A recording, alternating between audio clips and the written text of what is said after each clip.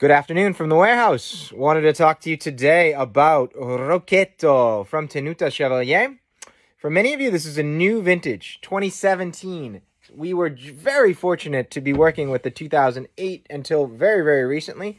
Amazingly, that is the last vintage Paolo made of this wine.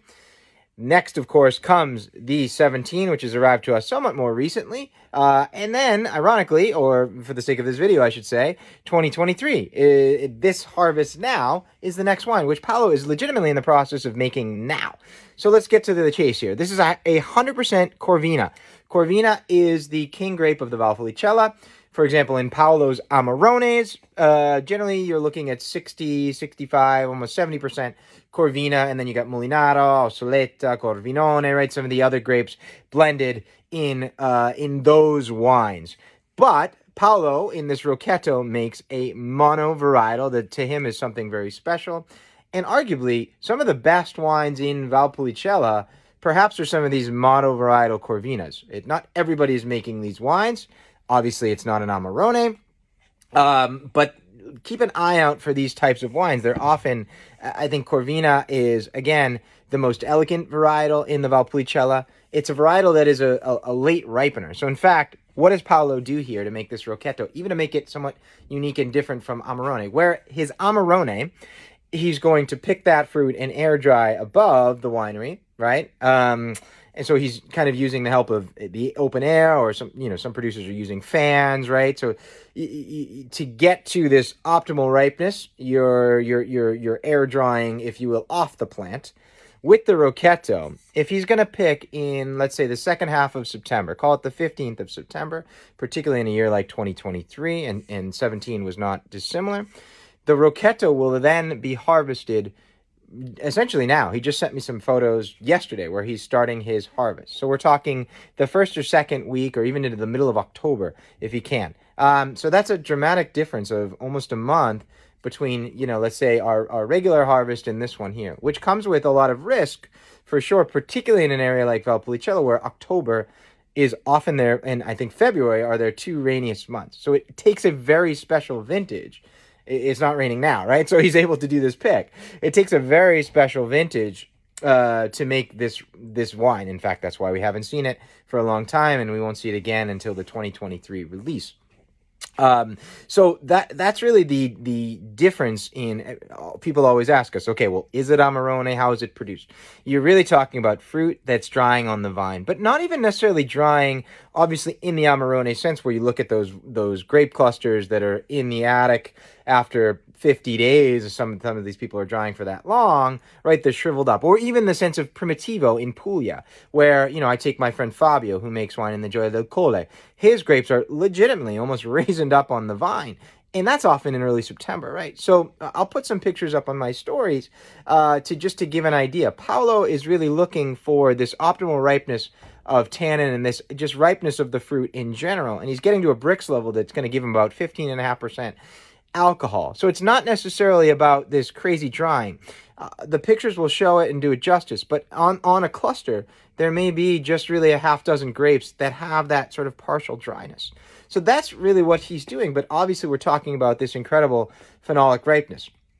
These grapes are also able to dry out because, particularly this year and even in 17, generally speaking, the winds kind of pick up, if you will. So you get these kind of constant breezes that are drying the grape and allowing them to lose more of their water mass. Now, the other strategic factor here is not necessarily, the air drying produces a couple different outcomes as far as phenolic ripeness, but it also really lowers the malic acid in the grapes, right? Through a series of, science, if you will, that's going on. Paolo's objective is to sort of lower that malic acid, which can be, of course, done via a malolactic fermentation, right? But he's really doing this on the vine. The more this grape is attached to the vine, the lower that malic acid goes. In his mind, the great expressions of Corvina and, even if you reference Nebbiolo, right? These great wines in Italy, that's part of the game in sort of lowering that acido malico, that malic acid. That also leads to a wines that are almost sweeter. He calls them marmellatosi, so sort of like this little jammy kind of sweetness, and less about tannin. So the quality of your tannin increases by doing this, right?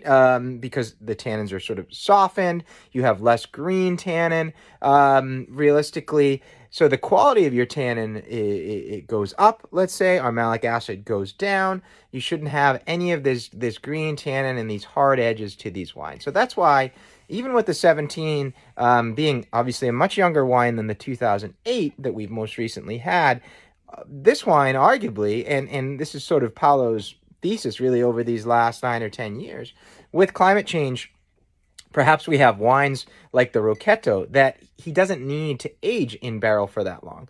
So this is a wine that, again, after that sort of natural air drying on the plant, is going to do fermentation. He likes a low and sort of slow fermentation, but then this is on skins for about almost 60 days. And he's actually doing sort of a dump and pump over. So he's removing almost all the juice and then pouring it over the cap. As far as moving the wine, trying to aerate the wine, trying to get as much color and just pull as much as he can during his fermentation and during this very long soak, if you will. Paolo loves to use very large barrel. Again, the 2008 is a wine that maybe saw 5 or even 6 years, because he bottled it at a couple different points, of barrel overall. In his mind, the 17 obviously did not do as much. It just did realistically a couple years. And the 2023, even probably more so, are wines that are again, there's almost a sense of like them being ready to drink. And this is kind of what I think is a point overall with climate change and some of these great wines. Often, realistically, we can fight against it, right? But there are going to be vintages that are almost because of this ripeness that you're able to arrive at, that you maybe never could have back in the day, that aren't going to require all that oak, or that barrel, right? And all of that time, that are sort of going to be released a little bit younger and just present themselves a little bit easier. Now, for age worthiness, what does that mean? I'm not really sure, but I think it's an advantage for us overall, because arguably, right, we get 2017 Rocchetto that's obviously going to improve with time in bottle, but it's a wine that comes to us that is really drinkable, right? And it gives us, if we think about Corvina, you get like spices and balsamic and cherries, and cherries grow here throughout the Valpolicella. It's a beautiful harvest here. So right now, licorice and almost this floral kind of vibe. Particularly, this wine's coming from Negrar. Some of those wines hit on these like more of this rose thing because you get more sand here, and I think that maybe brings out more of this almost floral sort of aromatic vibe to the wine, right? So all of those, it's not like we're losing anything aromatically. All of that is here in the bottle, but it's something that we're able to drink perhaps without needing that as much time or as much oak. So the 17s just come to us. The price has gone up, a little bit, but I think that's just an indication of where Paolo and Tenuta Chevalier are going. He's just built his cellar that I think will be ready sometime in the spring. He's right near Giuseppe Quintarelli.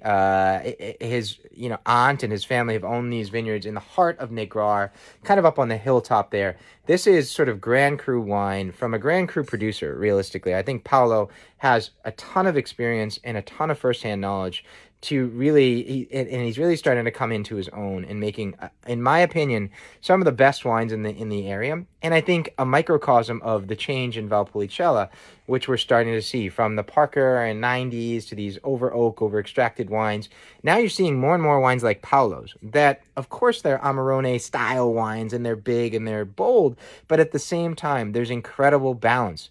There's incredible, arguably, sort of drinkability and freshness to these wines, just as there is that fruit and that balsamic, right? All of those really fun notes that we expect. At the same time, there's incredible balance to Paolo's wines that just make you want to drink them. Despite drinking a wine that's 15.5% alcohol, you don't really feel it. That's what I'm always amazed by with wines of such caliber, such class, such structure, what a Paolo is able to do. And there's no better example of that than this 2007 Rocchetto. I really, really encourage you to think about this wine during the holidays, because it's an awesome value wine from the Valpolicella. Cheers.